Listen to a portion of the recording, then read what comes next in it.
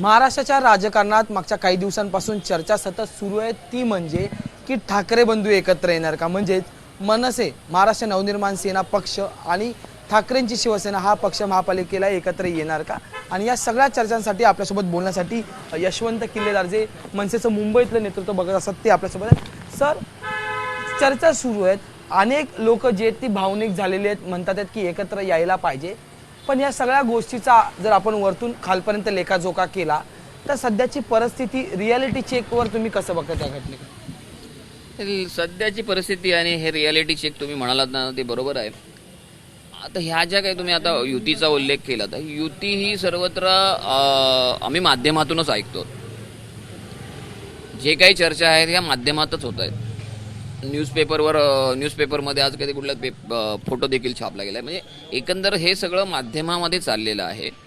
प्रत्यक्षात आमच्याकडे असा युतीच्या संदर्भातला असा कोणताही प्रस्ताव आलेला नाही, अद्याप आलेला नाही।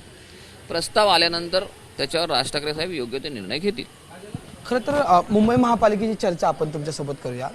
मुंबई महापालिकेचं एकंदर 2006ला पक्ष स्थापन झाला आणि त्याच्यानंतर मनसेची सुरुवात झाली, त्याच्यानंतर आलेले नगरसेवक आणि त्या नगरसेवकांनी साथ सोडून पुन्हा उद्धव ठाकरेंसोबत गेलेले नगरसेवक, पुन्हा 2012चा प्रयत्न, त्याच्यानंतर मग 2017ची निवडणूक, हे सगळे नगरसेवक येणं, नगरसेवक जाणं, त्याचा फायदा तोटा मनसेला कसा झाला?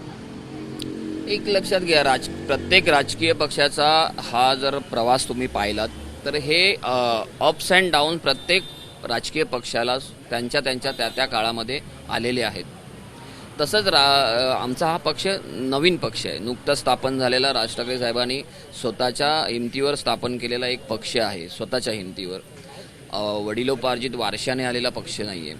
त्यामुळे नवीन पक्ष असल्यामुळे सुरुवातीच्या काळात राज ठाकरे साहेबांचा जो करिश्मा आहे त्या करिश्म्याला लोकांनी मतदान केलेलं आहे, त्या माध्यमातून ते नगरसेवक देखील किंवा लोकप्रतिनिधी निवडून आले। परंतु काय होतं की 2014 नंतर राजकारणाची, महाराष्ट्रातल्या काय देशातल्या राजकारणाची एकंदर पद्धतच चेंज झाली। तुम्ही बघताय ज्या पद्धतीने 2014 पासून महाराष्ट्राच्या राजकारणाचा जो चिखल झाला, त्या चिखलामध्ये आपण पाय टाकायचा की नाही टाकायचा हा प्रत्येक पक्षाचा एक व्यक्तिगत मत असतं। तर राज ठाकरे साहेबांचा एकंदर स्वभाव पाहता किंवा त्यांची निर्णय घेण्याची जी पद्धत पाहता, त्यांना ह्या राजकीय चिखलापासून दूर राहणं हे त्यांनी नेहमी कटाक्षाने पाहिलेलं आहे, किंवा त्या चिखलापासून कसं आपण वेगळं राहू आणि आपला वेगळेपणा कसा दाखवून देऊ, हा त्यांनी सातत्याने तो प्रयत्न केलेला आहे। त्यामुळे जे काही अप्स डाऊन जे आले त्याचे कारण विरोधी पक्षाची जी काही लाट आहे, मोदी लाट आहे किंवा ही कारणीभूत आहे। असं नाही की ते पक्षातलंच पूर्णतः पक्षाचा फेल्युअर आहे। तर ह्या राजकीय घडामोडी प्रत्येक पक्षाच्या वाट्याला त्यांच्या राजकीय प्रवासात आलेल्या आहेत, त्याचाच एक भाग आहे। आता लोकांना हळूहळू हे कुठेतरी रिअलाईज होत आहे की हा सगळा आभास आहे, हा सगळा देखावा आहे।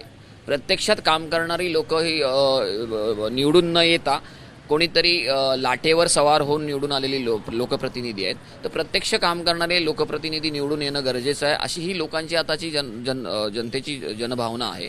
त्यामुळे महाराष्ट्र नवनिर्माण सेना आणि त्यांचे पदाधिकारी हे प्रत्यक्ष जनमानसात काम करत असतात, अशा पदाधिकाऱ्यांना लोक नक्कीच येणाऱ्या निवडणुकीत डोक्यावर घेतील। खरं तर मुंबईत मनसेसाठी नंबर 7 म्हणजे 7 हा आकडा लकी ठरला असंच म्हणावं लागेल। पहिली नगरसेवकाची निवडणूक, त्याच्यानंतरची निवडणूक, पण या 7 मधले 6 नगरसेवक जे ते दुभागले गेले, निघून गेले।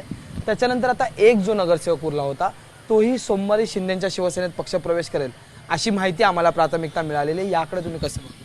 मी तुम्हाला मगाशी म्हटलं ना, 2014 पासूनच ह्या सगळ्या गोष्टी घडायला लागल्या। पूर्वी महाराष्ट्राच्या राजकीय संस्कृतीमध्ये असं हे घडत नव्हतं, पैशाचा वारेमाप वाटप होत आहे। आता जे काही तुम्ही उल्लेख केला की 6 नगरसेवक फुटले, का किती करोड रुपये दिले तुम्हाला माहिती आहे का? आता हे संजय तुरडे आहेत ना, जे तुम्ही ज्यांचं नाव घेतलं, त्यांनाही तेव्हा ती ऑफर होती, किती करोड रुपये त्यांना देऊ केले आहेत आणि संजय तुरडेंनाही ती ऑफर होती। त्यामुळे पैशाचा जो बाजार जो मांडलाय आता राजकीय नेत्यांनी या 2014 नंतर, हे महाराष्ट्राच्या प्रगतीसाठी चांगलं नाही आहे आणि ह्या सगळ्यापासून आमचा पक्ष दूर आहे। जर 6 गेले तर 6चे 60 कसे करायचे हे राज ठाकरे साहेबांमध्ये ती कुवत आहे आणि ते नक्की करतील। जसं मनसेचं झालंय, त्यांचे नगरसेवक निघून गेलेत, तसेच ठाकरेंची शिवसेना म्हणजेच उद्धव ठाकरे यांचा पक्ष याची सध्याची परिस्थिती तशीच आहे. त्यांचेही 20 नगरसेवक जे आहेत ते शिंदेसोबत आहेत, त्यामुळे त्यांच्याही 40 नगरसेवक शिंदेसोबत आहेत, त्यामुळे त्यांच्याही पक्षाला फटका बसलेलाच आहे. त्याकडे तुम्ही कसं बघता ते? आणि मग तुम्ही आणि ठाकरेंची शिवसेना एकत्र आली तर मग ती फळी किंवा तो गेलेले नगरसेवक भरून काढण्याची तेवढी हे क्षमता होईल का? हे बघ, कधी 2-3 पक्ष जे मोठे पक्ष आहेत जर एकत्र आले तर त्याचा एकमेकांना फायदा होतोच ना.